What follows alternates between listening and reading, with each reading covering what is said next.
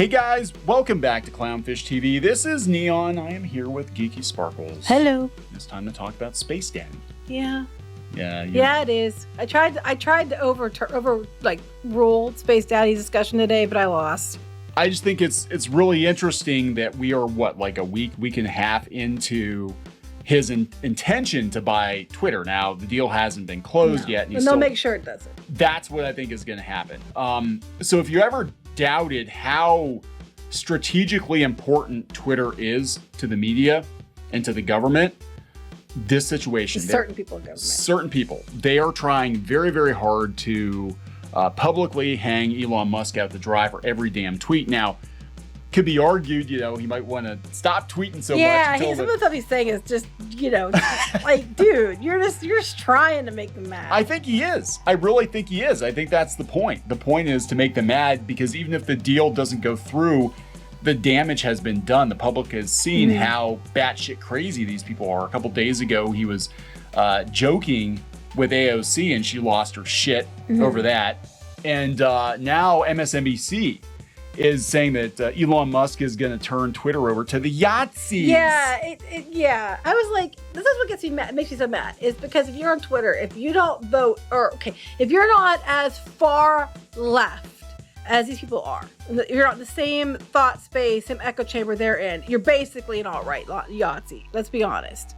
Yeah, and they're actively rooting, a lot of these outlets rooting for him to fail. And look, it's a long time between now and when the deal closes, and he might not be able to close. Well, they're trying what they can try to do, I mean, I love how it's going to be Russian collusion, Russian bots. I'm like, but if he verifies people, that should solve that problem. Oh, wait, you don't want that problem solved, because how else are you going to say that you have this large amount of people to support something if you actually have to prove the real people? Yeah, so all kinds of craziness around this. We're going to talk about it. Before we get into it any further, please subscribe for more pop culture news, views, and rants, guys. Over 266,000 subs. We are talking about Twitter because it has an inordinate amount of sway over pop culture and the media. And a lot of people are like, even before the Elon Musk situation, they're like, why are you giving Twitter attention? It's like, you don't realize Twitter is the beehive. It is the lair, is where cancel culture pretty much originated. It's where it camps out. It camps out.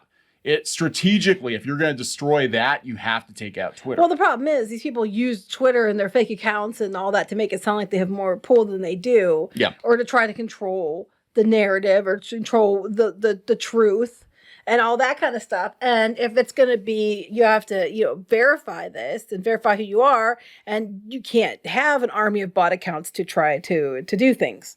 Yeah, and I think we're going to see, and it's kind of like we're seeing with the numbers with a lot of businesses and movie studios and TV studios now, that this audience they've been courting for the last 5 to 7 years is much, much smaller than they want to admit. And they've been trying to get the general public on board with a lot of this shit, and it's not working. But so now MSNBC, of course, is going to be like, he's going to hand Twitter to the Yahtzees. Of course, because MSNBC. Because literally, if you are anything, right of extreme left, you are a, no good Nick Republican. So there was some back and forth, between, was it Mehdi Hassan. I do not watch these talking head shows, so I don't watch this guy. And Musk. And in the segment, Hassan warned that Musk's $44 billion Twitter takeover is happening in an unspeakably dangerous moment. You mean elections are coming? Yep. As what he called the pro-QAnon. Oh, because it's always QAnon. Disney stocks QAnon. Right. Everything we don't like is QAnon. The pro-Yahtzee faction of the Republican Party was poised to gain support during the 2022 midterm elections.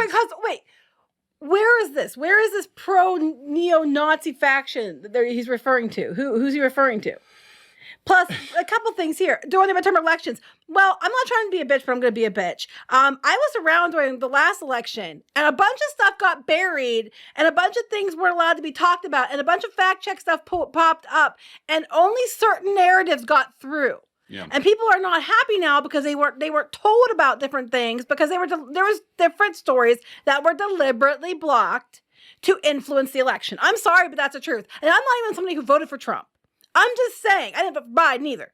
But I'm just saying, there are some things in there that were hidden on purpose to control elections. So it's okay when they, bury things to control a narrative. That's exactly. I mean, you're basically what they call it, saying the quiet part out loud. You're basically saying if Elon Musk gets a hold of Twitter, he's going to get a hold of Twitter before the elections, and oh my God, we can't skew public opinion. Exactly, anymore. that's what it is. It's okay. It's okay when they skew it, but now they at least he's honest. At the heart of it, that's what the problem is. They're afraid it's going to skew the narrative in a way that they don't want it out there. They're afraid they're going to lose. Yeah, if it happens, we may look back on this week as a pivotal moment when a petulant, not so bright billionaire casually bought one of the most influential messaging machines. But if it's all bots and Russian collusion and shit anyway, why do you care? Why do you care so much? Why are you so upset about it? Because Twitter has a lot more influence on everything. All of this culture war shit that's been going on for the last 5 or 6 years, ground zero is Twitter. Well, that's where they all hang out. As far as actually having influence, I'm not sure if that's so much the truth because they said a lot of people aren't on Twitter. But the problem is the people who are they're controlling. Yes. They're trying. They have used it in the past to block stories. People were booted off of Twitter for like reporting on things like Hunter Biden's laptop or reporting on things like about the vaccines and stuff, and that got them removed and completely perma-banned from Twitter over stuff they didn't want out there. Now along with that, there's a lot of things out there that I think are just is crazy shit. I'm not saying everything that's been booted is, the truth. That's not, I don't believe that for a minute. I hope if he does pull off this Twitter acquisition, I hope he's got copies of everybody's DMs. Which is probably what they're afraid of. Because I'm sure everybody is freaking out. Remember when all the blue checks were banned from Twitter for a day and people partied? Mm-hmm. But I guarantee you, there's some shit in the DMs on Twitter that a lot of people would not want. Right. Exposed. Why do you think they're flipping out? So, but anyway, so he made these comments and Elon Musk responded. Yeah, he said NBC basically saying Republicans are Yahtzees. That's basically what they said. We know this. They think even look, I'm not a Republican or a Democrat, but these media outlets are basically saying that grandma who's voted Republican her whole damn life is a Yahtzee. Right, because if you're anything right, if you're anything right of extreme left, you are an alt-right Yahtzee. Or now you're QAnon too, because everything's QAnon. Do you notice that now? Yeah. Everything. Yeah. Everything's QAnon. I can't even really tell you. It's something pizza parlor or something. I don't even know what it is either. It's a joke on South Park is what it is. Same organization that covered up the Hunter Biden laptop story had Harvey Weinstein story early and killed it, and also built Matt Lauer's RAPE office. Lovely people. Mm-hmm. Yeah. So yeah, it's just, this whole thing. Now you said there were some comments here. Well then, yeah, the person in question responded and said that, free speech doesn't mean you get to put words in my mouth. To be fair, I don't think half these people on Twitter know what free speech means anyway. No. They think it means no one else will have to say anything except for me. I'm not basically saying Republicans are Nazis. Well, you kind of were. Watch the clip. I'm calling out groups of the House Republicans who attend conferences with neo-Nazis and echo their Nazi rhetoric. Should I not? Don't you? Well, yeah, I think the people that are legitimately doing that kind of thing that should be called out. However, there's a lot of these people like this guy who, it's okay when they do extremism stuff. As long as it's on the side that they think is okay. Yeah, they've had too much control. And I think they're scared. Too. Come on my show. A couple things, yeah. They said about come on the show, and people are like, no, all he's doing is going to these far right shows. What? Because where did he go that was far right, supposedly?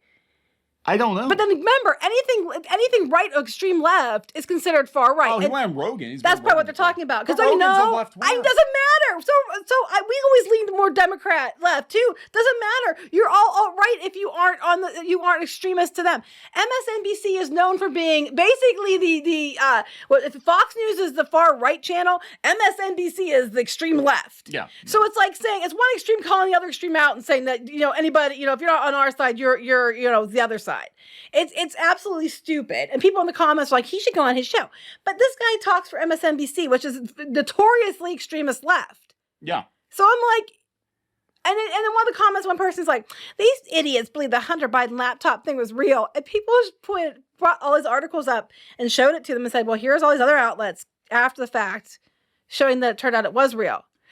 Oh my God. Well, I guess he should be Blocked. prosecuted, I guess. And I'm just like laughing.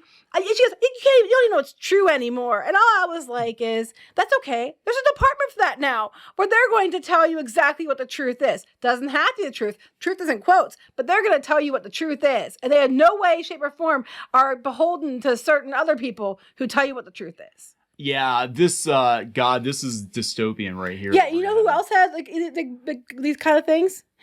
Hitler. Yeah, the actual Yahtzees. Speaking of truth, now as MSNBC goes harder in the paint, we've got David Zaslav. We talked about this a little bit yesterday, saying that CNN needed to stick to truth and play it down the middle. Mm-hmm. And I guarantee you, people are going to leave MSNBC and they're going to go back to CNN. Probably because and be like, it's too extreme. Yeah. Like for all the shit on they shit on about Fox, MSNBC is like the far left version of what they claim Fox is on the right. So now, I mean, I've seen these kinds of articles around some of the tech blogs and stuff. They're trying to be like, well, Musk having control of Twitter is going to scare off the advertisers. Actually, my understanding is once Musk gets a hold of Twitter, he doesn't give a shit about advertising. Mm-hmm. He wants to make it pay to play. Right. So I don't think that has that's neither here nor there. No. So I think it's going to be like you pay for the Twitter you want. And we're seeing that stuff with the circles or whatever they're doing. Yeah, there's another circle thing that you can tweet to 150 people in your Circle circle. jerks. Yeah, I'm sorry. I was like, okay. Safe space. This is pretty safe much. Space. So the horrible people who hate me won't see my tweet.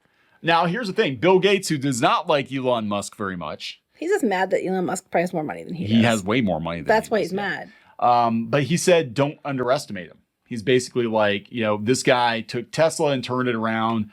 He absolutely could turn Twitter around, and do not underestimate him. And I think that's the problem. The problem is people know he absolutely could turn Twitter around and make Twitter profitable, and also have more normies on Twitter. And what's going to happen is the normie voices are going to drown out the far left voices that are monopolizing the platform. Well, you have to remember too, if they have to, verify who you are. Yeah. A lot of these extremist voices, I would say on both sides, or just the Hollywood related, media related in general, aren't even real people. No.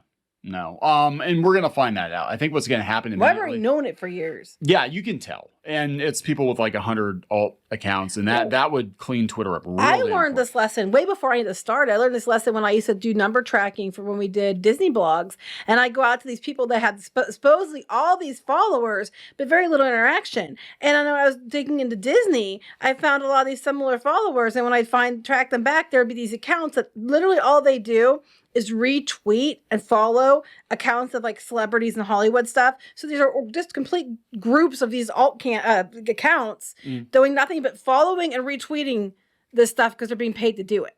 Yeah. I learned this way before any of this started. This was years ago. I mean, last like 6 years ago. It is so easy to game Twitter. And it's easier now than it's ever. I mean, people were buying, I remember for years, one person in particular, I'm not going to say who it was, but there was one person who wasn't that big of a deal as an online comics influencer.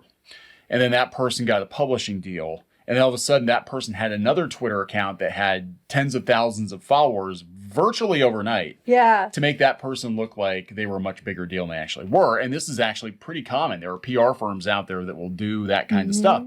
So if he comes in and says, look, everybody has to be verified, you don't have to use your real name if you're afraid of, people getting your details. That's not what we're saying. But you can only have like one Twitter account attached to, one phone number or some other form of verification.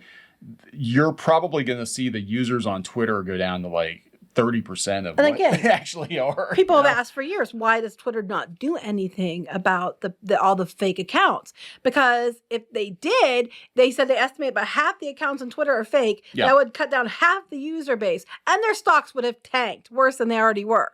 That's why they never fixed the problem, because it was going to impact them negatively by fixing it. Yeah, so I think his plan is to come in, attempt to fix it, attempt to make it a safer place for normies to use, so it becomes sort of like the new Facebook, and then organically more people will flock to the I think that's platform. The plan, but whether or not it goes through, I don't know. Media and politicians are going to do everything in their power.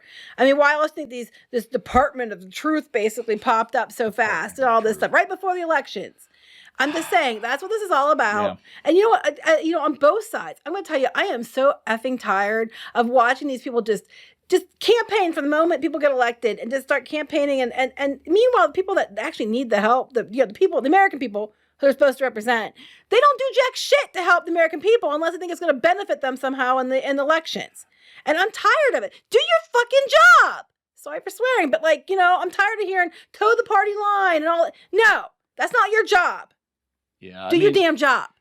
They talk about the 80% in the middle. So we're talking there's only 10% on each end of extremists. They said extremists are less than that. I think that's like 6% total. But they have the biggest mouthpieces, right? Right, and Twitter's one of their mouthpieces. Yeah, so those of us in the middle are basically the collateral damage. And I'm sure the extreme on both sides. Yeah. I'm sure the extreme on both sides are using fake accounts. I'm not saying it's all just leftist accounts. But they have for sure gotten their meat hooks into Twitter more so than the right, and what they did is they got into it and they kicked a bunch of right-wing voices off or shadow banned them. No, because immediately if you don't agree, you're QAnon, you're an alt-right Yahtzee. Anybody that doesn't lean as far left as MSNBC is an alt-right podcast. So I guess everybody who voted for Joe Biden is Antifa then, right? That's apparently. Literally everybody. Even grandma who's that's what I'm saying. That when you say that one group of people is all this thing, you mean dealing in absolutes? Dealing in absolutes. Have you not watched Star Wars? Only the Sith deal in absolutes. You're catching a lot of people up in the net that are just voting along party lines because that's kind of just always what they've done. Right. And there are a lot of people out there that just like, oh yeah, I'm a Republican, so red. I'm just tired of listening to these dipshits in office fight all the time about each other, about stuff, and it's usually tied to election, but they do very little to actually do their damn job. And it hurts everybody. In the middle. Anyway, we're going to wrap this up. I would be very surprised if they didn't escalate the attempts to stop him from buying Twitter. Make sure they stop him. It's only been a week and a half. We've got months to go until this deal closes. Because they have too much to lose. Yeah, exactly. All right, so please subscribe for more pop culture news, views, and rants, guys. We'll talk later. Bye. Now he's just tasty, delicious, rotten flesh meat, which I can consume. Don't read into it too much. Just like our museum, the cafe's open and Brewster is eager to serve. I don't think this was in the show. Run. Oh, you got splatted. Oh, she was begging and you kicked her in the face. I don't care. Hey guys, Squid King here, and today we're in a... Not GIRLBOSS at all. She is not a material girl. She is not. Oh, it's Christmas time here in your mom. Nobody wants to join your mom. What? Like I can't even cook kid cuisine right. I would last about 2 minutes with Gordon Ramsay. What? Where is he? He's hiding. He's hiding from you. He better. Oh my God, you got the axe. Walker, does this look like Steven Universe? Let me punch him. Well, I'm just here for the wax. Right where you belong. Get in the dirt. Well, that was a combination of events I probably shouldn't have put together. Anyways, let's open this bottle too. Chica Pinata. Is that official? Oh, no. There's a bootleg. Hello. I'm sorry. Hey guys, it's Diamond Tool. Let's make a farm. Like and subscribe and buy my merch. I mean, while you're here, you guys should really like and subscribe and buy our merch, all of which we have. That is true. You can't run them carrying trash. You can get away with one F-bomb per PG-13 movie. I wish I'd known that sooner. Yeah. All right, so we're going to wrap this effer up. Yes.